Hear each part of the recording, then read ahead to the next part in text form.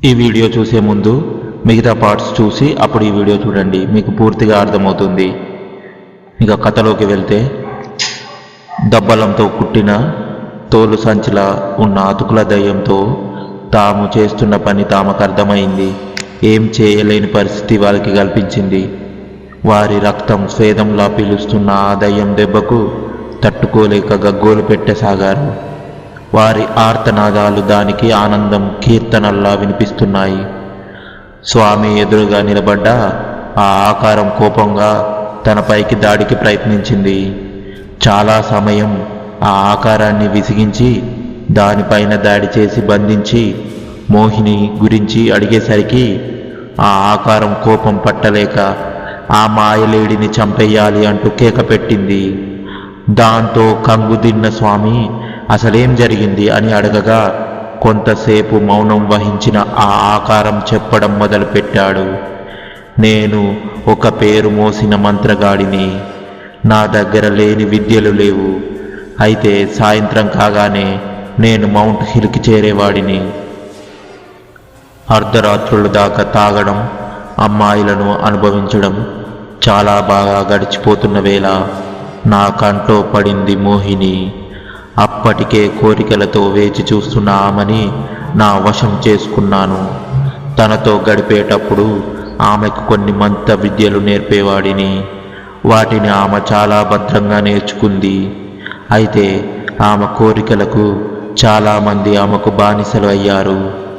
అలా గడిచిపోతుండగా ఒక రాత్రి ఆమె ఆత్మ నా వద్దకు వచ్చింది. తన భర్త గొడ్డలితో దాడి చేసి తనను ముక్కలుగా నరికి చంపాడని నాకు తిరిగి ప్రాణం పోయగలవా అంటూ ప్రాధేయపడింది. ప్రాణాలు పోయలేను కానీ రూపాన్ని పుట్టిస్తా. కానీ ఆ రూపం అందంగా ఉండాలంటే కనీసం ఒక రోజుకు ఒక మనిషి రక్తమైన తాగాలి. వారి మాంసాన్ని భుజించాలి. అలా ఉండగలిగితేనే అందంగా ఉండగలుగుతావు, లేదా అతుకుల దుప్పటి మాదిరిగా మారిపోతావని చెప్పి ఆమె ముక్కలను దబ్బలంతో నేనే కుట్టాను. అదా మొదలైంది దాని కామవాంఛ. దానికోసం అందాన్ని వలగా విసిరి వారితో కోరిక తీరగానే వారి రక్తాన్ని జుర్రి మాంసాన్ని ఆరగించేది. అలా బలి అయిన వారి ఆత్మలే ఇవన్నీ అంటుంటే మరి పైన ఉన్న గదిలోని అతివలు అంటే దానికి మళ్ళీ చెప్పడం మీదలెట్టింది ఆత్మ. గదిలోకి వచ్చిన తర్వాత మైకం నుండి బయటకు వచ్చిన విన్సెంట్ భార్య మరియు ఆఫీసర్కి ఆ గదిలో ఎలా వచ్చామో అర్థం కావడం లేదు. ఎలా బయటకు వెళ్ళాలో తెలియడం లేదు. ఆ గదంతా చల్లగా మారిపోయింది. ఆ గది నిండా మానవుల మాంసం ముద్దలతో నిండిపోయింది. దుర్గంధభరితంగా ఉంది. ఆ ఆఫీసర్ ఆ గది మొత్తం వెతికాడు. అతనికి ఒక్క చిన్న బొరియ లాంటిది కనిపించింది. దానిలోకి తొంగి చూశాడు. అవతల గదిలోకి పోవడానికి మార్గం దొరికింది.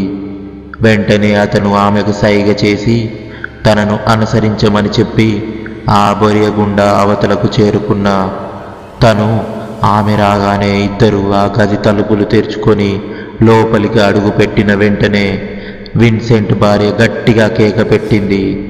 అక్కడ తన భర్త మరియు ఆఫీసర్ చావు బతుకుల మధ్య ఉన్నారు. వారిపైన కూర్చున్న అతుకుల ఆకారం పైన గన్తో ఫైర్ చేయడం మొదలెట్టాడు అతను. అయితే అప్పటికీ వికృతంగా ప్రవర్తించిన ఆ ఆకారం అందమైన అమ్మాయిగా మారి ఆ గదిని దాటి వెళ్ళిపోయింది. బ్రతుకు జీవుడా అంటూ పడిపోయి ఉన్న భర్త తలలో ఒడిలో పెట్టుకొని కన్నీళ్లు కారుస్తున్న ఆమెకి ముందు వీరిని హాస్పిటల్ తీసుకెళ్దామంటూ చెప్పడంతో వారిని తీసుకొని బయటకు బయలుదేరారు వారు.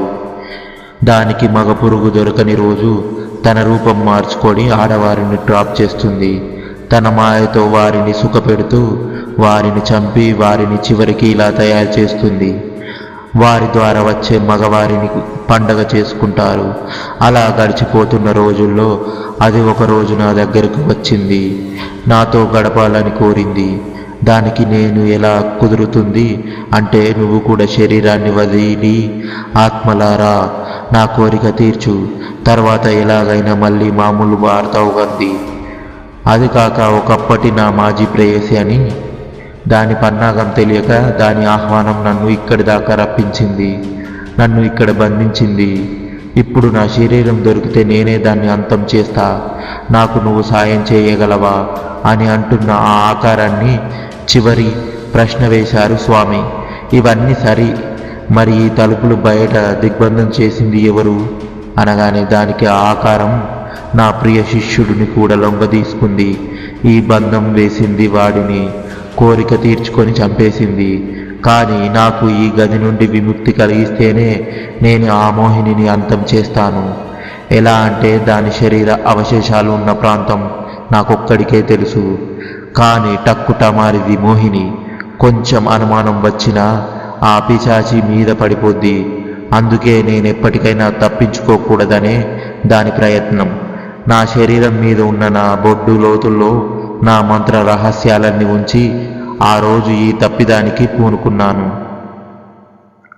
అందుకే నా శరీరం నాకు కావాలి అని అంటున్న మంత్రికుణ్ణి, నిన్ను ఈ గది నుండి నేను విడిపిస్తాను, నీ శరీరం ఎక్కడుందో చూపిస్తాను, కొంచెం సేపు ఎదురు చూడు అంటూ బయటకు వచ్చిన స్వామి దివ్య దృష్టితో గమనించాడు.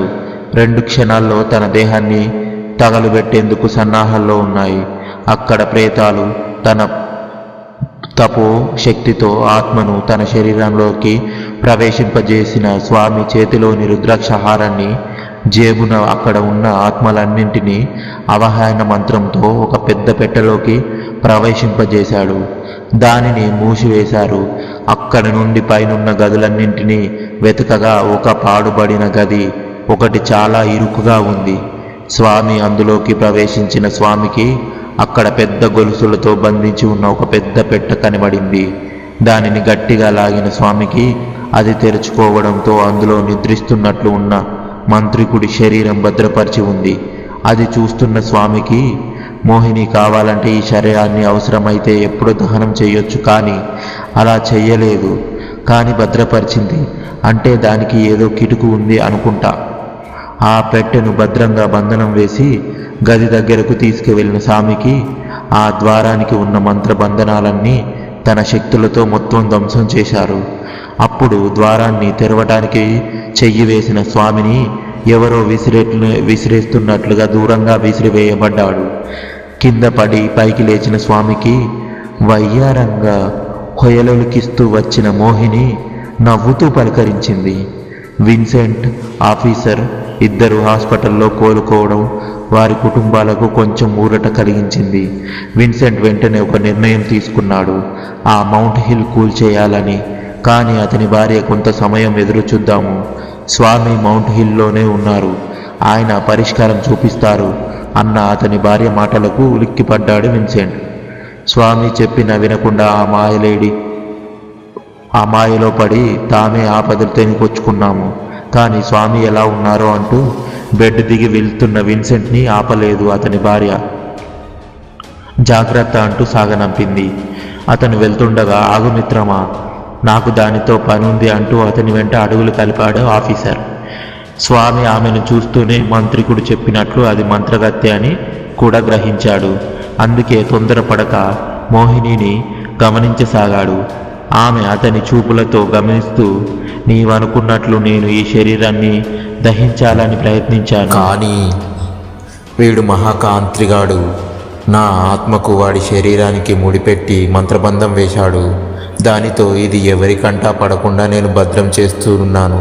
నువ్వు వాడిని విడిపిస్తే నా కోరికలు ఎలా తీరాలి? అందుకే వాడితో పాటు నిన్ను అంతమొందిస్తే ఇక అన్నీ సక్రమంగా ఉంటాయి అని ఆమె అంటుంటే, తప్పు చేస్తున్నావు మోహిని. మనిషిగా బ్రతికినన్ని రోజులు కోరికలతో కాలిపోయావు, చచ్చినా బుద్ధి రాలేదు. ఇకనైనా నీ పద్ధతులు మార్చుకో, ప్రాణభిక్ష పెడతా లేదా నిన్ను అంతం చేస్తాను అంటున్న స్వామిని చూస్తూ పగలబడి నవ్వుతున్న మోహిని పక్కనే ప్రత్యక్షమైంది అతుకుల దయ్యం. ఆ రెండింటిని చూసిన స్వామి క్షణకాలం నిర్లిప్తానికి గురి అయ్యాడు. ఆయనకు అవి రెండు ఎలా సాధ్యమని అనుకుంటుండగానే దాడికి దిగింది ఆ అతుకుల దయ్యం. ఇంకా ఉంది. ఈ వీడియో నచ్చితే లైక్ చేసి కామెంట్ చేయండి. Please do subscribe. Thank you for watching our videos. Next part కోసం వెయిట్ చేస్తూ ఉండండి.